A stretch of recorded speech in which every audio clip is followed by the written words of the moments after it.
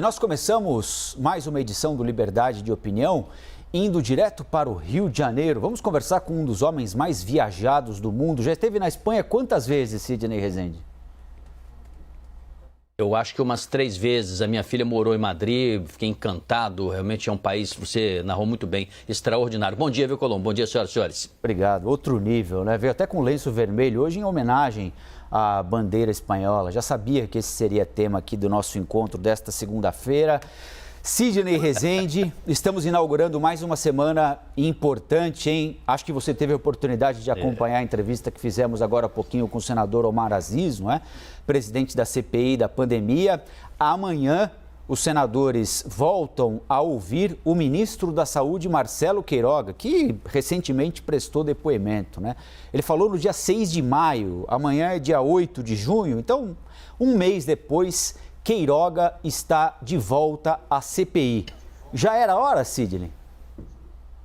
Não, eu acho que não. Eu penso que se esperasse um pouco mais, seria mais proveitoso, porque outras pessoas sentarão ali naquela cadeira do depoente e poderão trazer elementos importantes. Ademais, olha, palavra antiga, hein, mas útil. Ademais, nós teremos aí também um processo de vacinação que ele pode ou avançar ou empacar. Espero que avance. E isso poderia ser também mais um elemento para mais adiante o senhor ministro atualizar. Trazê-lo agora eu acho meio assim, esquisito. Como da mesma forma me surpreendi que há poucos dias levar o general Pazuello era questão de ordem e honra. Agora não é mais. Eu tenho a impressão que é para não constranger o exército naquela medida de não punir, não advertir o general Pazuello. Então todo mundo quer de alguma maneira botar isso para debaixo do tapete ou não discutir isso, mas a história discutirá. Então eu tenho para mim que era melhor mais adiante. Eu perguntei ao senador Omar Aziz, Sidney, qual é a intenção de levar o ministro Queiroga tão rapidamente de volta à CPI. Em determinado momento da entrevista, ele disse que está cada vez mais para a CPI concreta a existência desse gabinete paralelo, que não era um gabinete de assessoramento ao presidente da República, mas funcionava, na avaliação da CPI, repito, como uma instância paralela de poder que muitas vezes se sobrepôs ao longo do combate à Covid-19 ao ministro da Saúde, e que Marcelo Queiroga talvez não mande tanto no ministério quanto ache que manda. Como é que você imagina que isso pode ser abordado no depoimento de amanhã? Especialmente essa questão do gabinete paralelo, depois do surgimento desse vídeo aí no final de semana, dessa reunião de setembro no Palácio do Planalto, com Osmar Terra, com Paulo Zanotto, falando em gabinete das sombras. Eu acho que o atual ministro vai dizer que desconhece, que não participou, que não estava lá, que não tem ideia, que tomou conhecimento também através da imprensa, de ouvir dizer alguma coisa, mas nada assim muito concreto. Acho que ele vai sair pela tangente, né? E não vejo problema nenhum o presidente ter aconselhamentos e conselheiros, ouvir gente de fora, conversar com pessoas. Eu acho isso até ao contrário, eu acho isso muito bom. A outra coisa é ter, sim, um gabinete paralelo que mande mais de forma extraoficial, determine mais do que a autoridade constituída, porque seria uma anomalia, né? E, de fato, há indícios fortíssimos. O vídeo é muito franco em relação a isso, muito claro. Tem gente que achou até que era bala de prata. Eu não diria que seria isso, mas é bem escandaloso, porque, apesar de poder trazer uma boa intenção, havia concretamente ali uma série de orientações que a população não estava perfeitamente ciente, né? E isso em paralelo ao Ministério da Saúde. Mas, respondendo diretamente a sua pergunta, eu acho que o ministro Queiroga vai dizer simplesmente que não participou, que não sabia de nada e que, ainda que não esteja tanto tempo na pasta, ele cada dia mais ele toma ciência das suas atribuições, responsabilidades e que tem trabalhado de maneira isenta, correta, sem pressões, mas que ele vai até um certo ponto. Olha, tem um outro assunto que deve agitar a CPI ao longo dessa semana, a 6ª semana de depoimentos da CPI, uma votação marcada para amanhã que vai decidir pela convocação, na realidade não é uma convocação, é um convite ao deputado Osmar Terra, deputado gaúcho Osmar Terra, que é ex-ministro da Cidadania, para prestar depoimento. E é um convite exatamente porque trata-se de um parlamentar, não é? A suspeita é que ele seria um dos orientadores do presidente durante a pandemia neste gabinete paralelo. Osmar Terra, que isso está em redes sociais, não é? Defendeu a imunidade de rebanho por diversas vezes, disse que a pandemia estava em vias de acabar, que outras doenças respiratórias deveriam provocar mais preocupação no governo naquele momento da pandemia do que a Covid-19, enfim, tem projeções de mortos ali. A CNN Brasil, Osmar Terra, que nos mandou uma nota, disse que esse chamado gabinete paralelo é uma ficção política e que o presidente pode e deve ouvir opiniões diversas para tomar as mais relevantes decisões pelo povo brasileiro. Sidney, o que é que você acha da possibilidade de convite para que o deputado Osmar Terra preste depoimento à CPI? Você acha que, pelo que se construiu e se revelou até agora, ele era efetivamente uma pessoa relevante para determinar a forma como o governo lidou e continua lidando com a pandemia? Sim, ele era ouvido, evidentemente. O presidente publicamente até já fez referências pessoais ali aos Osmar Terra, mas em público, elogiando, ele ouvia, ele levava em consideração. Agora, Osmar Terra mais parece aquele conhecido nosso, ô Colombo, que você pergunta para jogar na Mega Sena quais são os palpites, né? Ele te dá os números, você dá uma olhadinha, mas não joga, tá? Não joga aqueles números que ele deu, não, porque ele erra tudo. Então, quer dizer, procura uma outra alternativa, pode ser que você tenha mais sorte. Porque todos os prognósticos dele, todas as perspectivas, a sua visão, a sua análise, vai acabar, até daqui a pouquinho já tá declinando, os números de mortos vão ficar por aí e tal, errou tudo. Então ele na verdade é um bola fora nesse aspecto, mas tem influência e é do ramo como político. Consequentemente, ele vai fazer lá o show dele, o jogo dele, se ele for realmente convidado a ir até a CPI. É preciso saber o seguinte, para levá-lo com o objetivo dele ratificar os absurdos e esses números errados da Mega Sena, você pode fazê-lo e, nesse sentido, pode tirar alguma vantagem. Mas para tirar dali, naquela vaquinha, algum leite, não vejo como você encher meio copo, né? Então, não acredito que vá ser vitorioso nesse aspecto. Por que eu digo que ele é profissional? Político de muitos anos, ex-ministro, né, vivido, com circulação, e ele é respeitado entre os bolsonaristas. Tem isso também, né? Não é só quem acerta que merece o carinho, é quem defende o presidente. E ele faz isso e ele defende essas políticas aí que a gente conhece, que a ciência não referenda, né? Porque na hora da ciência fazer a Mega Sena, escolhe outros números que não os dele. Agora, Sidney, qual é a diferença de um assessoramento técnico a um presidente da República? E isso acontece frequentemente, né? Acho que a gente até falou disso semana passada aqui.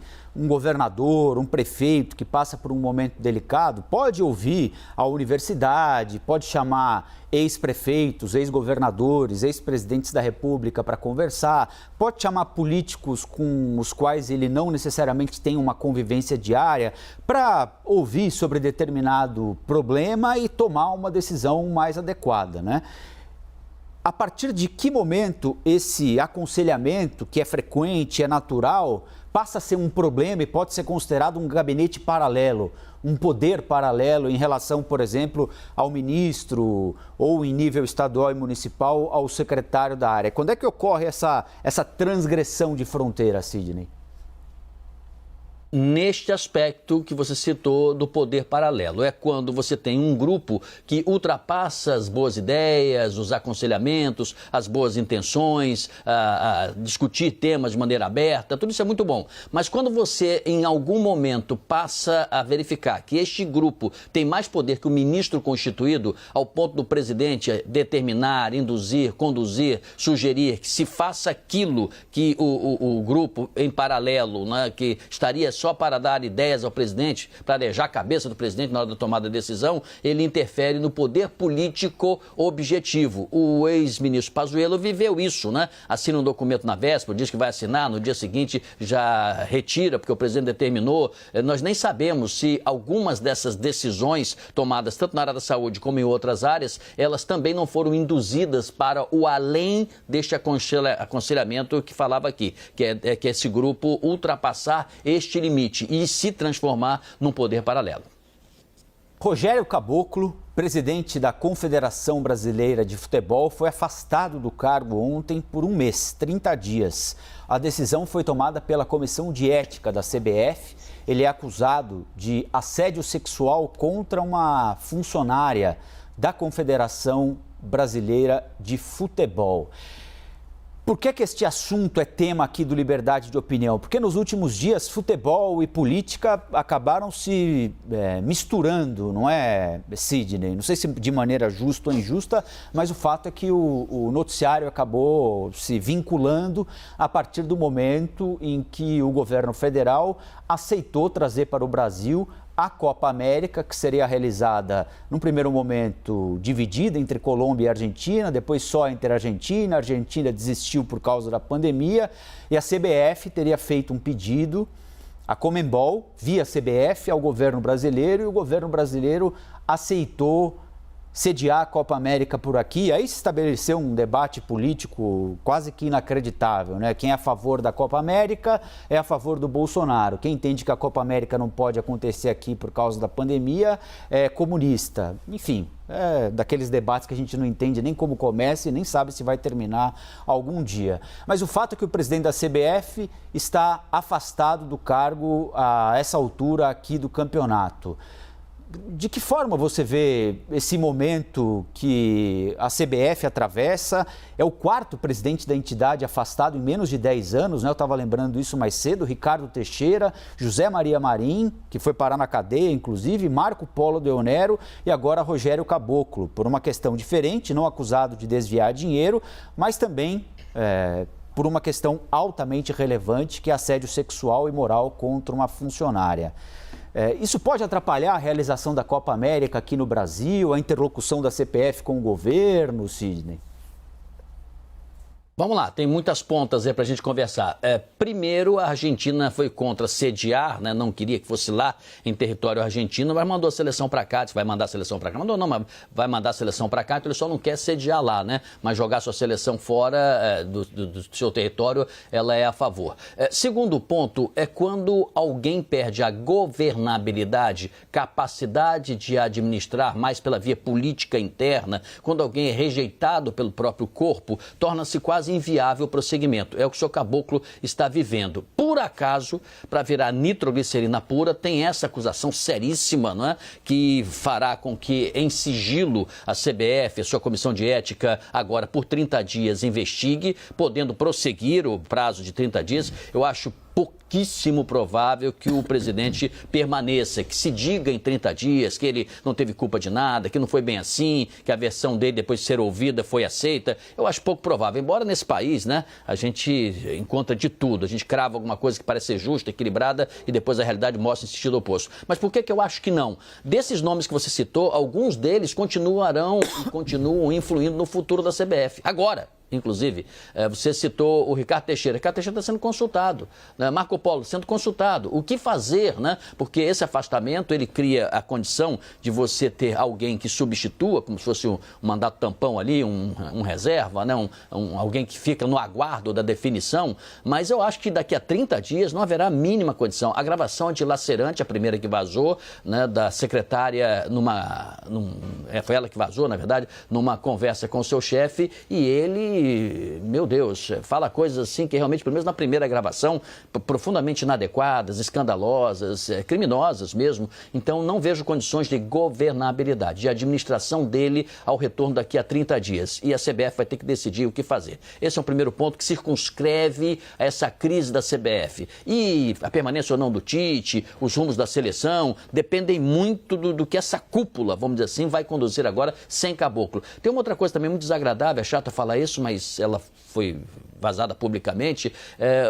Parece que o presidente bebe um pouquinho em algumas ocasiões. Agora no jogo contra o Equador, ele foi incentivar a seleção e os jogadores ficaram muito constrangidos, cabeça baixa e tudo, porque ele estava bem alcoolizado. Vamos lá, vamos vencer esse jogo e tal, alcoolizado. E algumas vezes ele se apresentava assim, indo ao trabalho na CBF. A própria secretária também testemunhou isso. Então a condição dele é como se fosse alguém com o X do Zorro, vamos dizer assim, na túnica, né? Ele está com o Z, X do Zorro, não, o Z do Zorro, né? Ele tomou essa marcação. E está com X na testa. Ponto. Em relação à Copa América, precisa ser rápida essa tomada de decisão. Amanhã os jogadores da seleção vão se expressar, é possível que o Tite fale também, o Casemiro, que é o capitão, vai falar em nome do grupo, provavelmente após o jogo da seleção brasileira, né, ele vai se pronunciar. Ainda vamos saber também se esta seleção, se este grupo pensa o quê? Se vai se comportar favoravelmente, vai se posicionar favoravelmente à disputa ou não. Se disserem que não, que eles não vão, se o Tite pedir demissão ou algo assim, esse é um outro problema que a nova gestão vai ter que decidir. O que fazer em pouquíssimos dias, né? Convoca-se um novo scratch, um novo time, né? Convoca um novo plantel, bota um outro técnico, como é que vai ser? Ou será que eles vão disputar com um protesto, como uma espécie assim, de uma marca de luto na roupa, então, no uniforme? Nós não sabemos. É preciso esperar até amanhã de noite, viu? É isso aí. E o novo comando da CBF é o Coronel Nunes, novo presidente da CBF, que foi por mais de 20 anos presidente da Federação Paraense de Futebol. A CBF tem um estatuto diferente, né? São 8 vice-presidentes. Então, em caso de vacância do cargo de presidente da CBF, assume o mais velho, de 82 anos. É o Coronel Nunes, o vice-presidente mais velho. São 8, o mais velho é o Coronel Nunes. Ele já foi presidente da CBF quando o Marco Polo Deonero foi afastado, foi comandante do batalhão de choque da PM do Pará, por isso é chamado de Coronel Nunes também. Enfim, vamos em frente aqui porque a diretoria da Anvisa autorizou a importação temporária e excepcional da vacina Sputnik V e da Covaxin. Mas essas duas vacinas têm inúmeras restrições. Grávidas, pessoas com doenças crônicas não controladas, pessoas com HIV, com histórico de anafilaxia pós-vacinação, não devem tomar essas vacinas. A aplicação das vacinas também está restrita a 1% da população dos estados onde elas serão aplicadas, para que a Anvisa consiga fazer um controle junto das secretarias estaduais de saúde para tentar identificar qualquer problema, qualquer efeito colateral provocado nas pessoas que vão receber essas vacinas.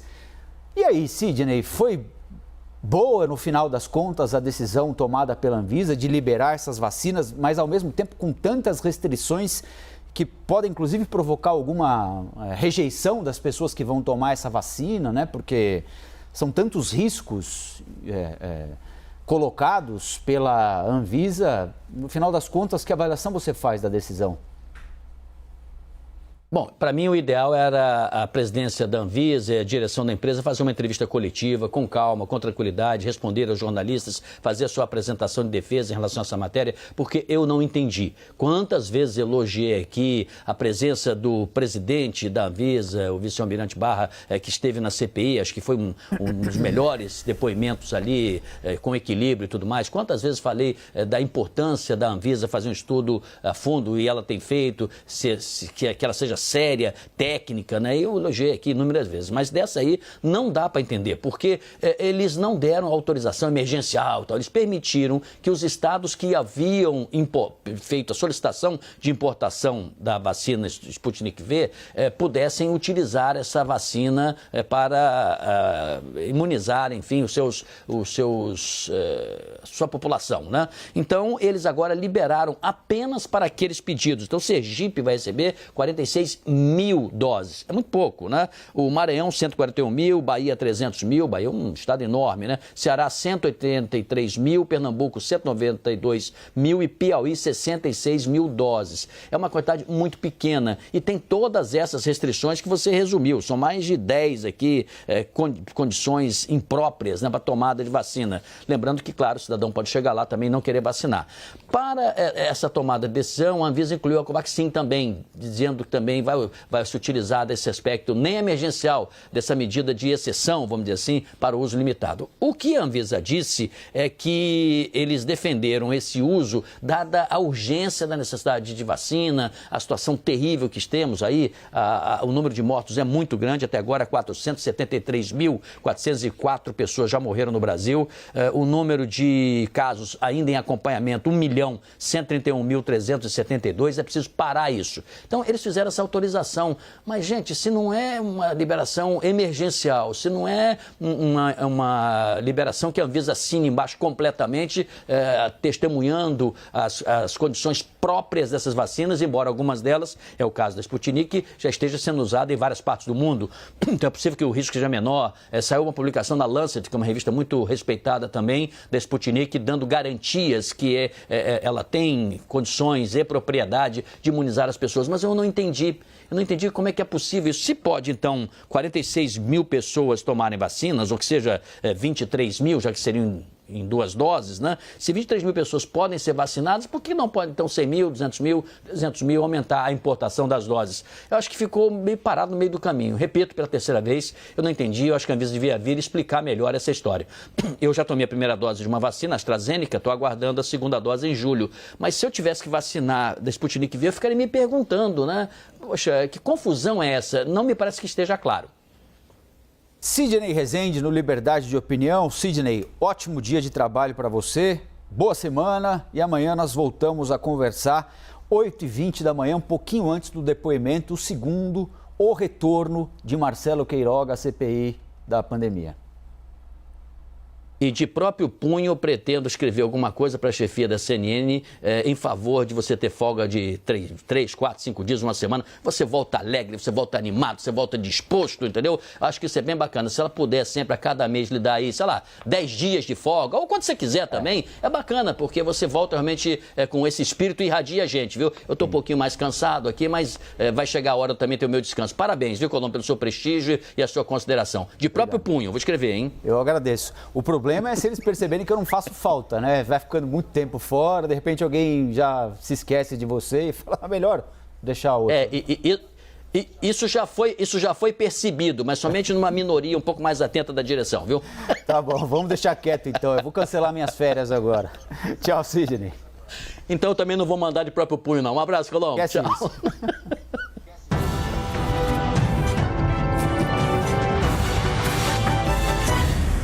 As opiniões emitidas pelos comentaristas do quadro não refletem necessariamente a posição da CNN.